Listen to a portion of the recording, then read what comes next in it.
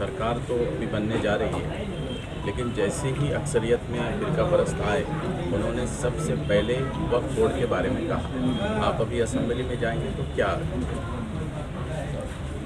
वक्फ board का मसला सिर्फ मालेगांव का मसला नहीं है और सिर्फ महाराष्ट्र का मसला नहीं है, ये पूरे मुल्क का मसला है।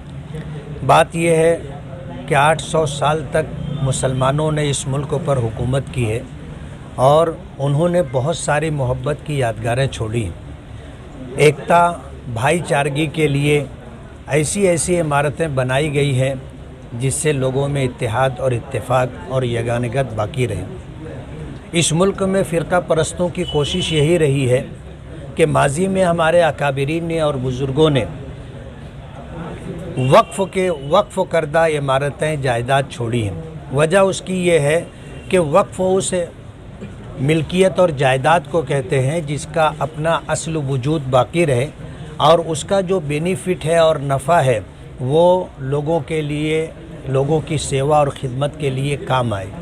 तो आज जो औक़ाफ़ की अमलाक हैं, जो आज हैं, जिनका मालिक अल्लाह है, लोगों ने अपनी मिल्कियत से निकाल करके अल्लाह की मिल्कियत में उसे दे दिया है। और अगर वो सारी अमलाक अगर मुसलमानों को मिल जाती हैं तो इस मुल्क में मुसलमानों की बहुत सारे मसाइल, चाहे वो एजुकेशन के मसाइल हों, माशी मसाइल हों और इसी तरह इलाज व मुआलजे के मसाइल हों, हमारी बेसहारा बच्चियों के निकाह के मसाइल हों और गरीबों के मसाइल हों, सब हल हो सकते हैं। उन औक़ाफ़ पर 2/3 के करीब आप देखोगे तो सरकार का और सरकारी एजेंसियों का कब्ज़ा है, वो मुसलमानों के कब्ज़े में नहीं है। आज सरकार इस बात के दर पे है कि औक़ाफ़ की उन अमलाक को ख़त्म कर दिया जाए। अभी जैसे ये बात सामने आई कि वक्फ़ के ताल्लुक़ से आवाज़ महाराष्ट्र में भी उठने लगी है, तो उसके सद्देबाब के लिए पूरे मुल्क में मुसलमान जद्दोजहद और कोशिश कर रहे हैं।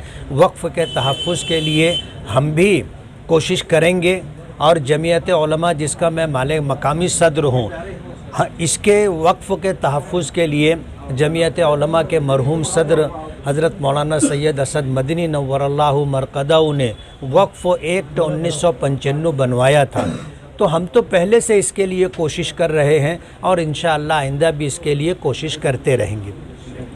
महाराष्ट्र में अभी सीएम कौन बनना चाहिए, इस पे चल रहा है, फडणवीस, शिंदे, ये तो आप क्या? हम तो ये चाहेंगे कि ऐसा शख्स सीएम बनना चाहिए जो सबको साथ लेकर के चले, तमाम मज़हब के मानने वाले, तमाम बिरादरियों को साथ में ले कर के चले और महाराष्ट्र तरक्की करे। हम ये चाहेंगे।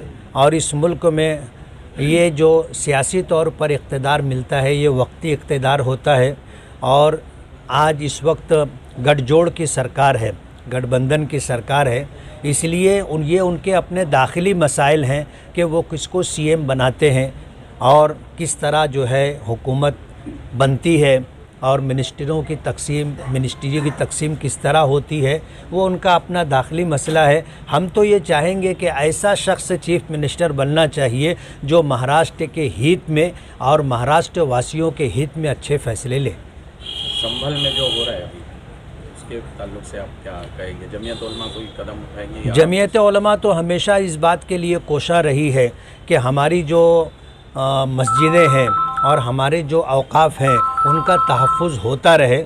और जमीयत उलमा इस मामले को लेकर के पूरे मुल्क में, चाहे वो मुसलमानों का मसला हो या मुसलमानों से जुड़ी हुई औक़ाफ़ या जायदादों का या मस्जिदों का, मदरसों का मसला हो, उसके लिए जद्दोजहद करती रही है और इंशाअल्लाह करती रहेगी। संभल में ज़्यादती हो रही है, बहुत ज़्यादा जुल्म किया जा रहा है और 4 लोगों की मौत हो गई है, तो आप जांच का ये करेंगे मुतालबा? या जमीयत उलमा, मरकज़ी जमीयत उलमा इंशाअल्लाह इस सिलसिले में पेशकदमी करेगी।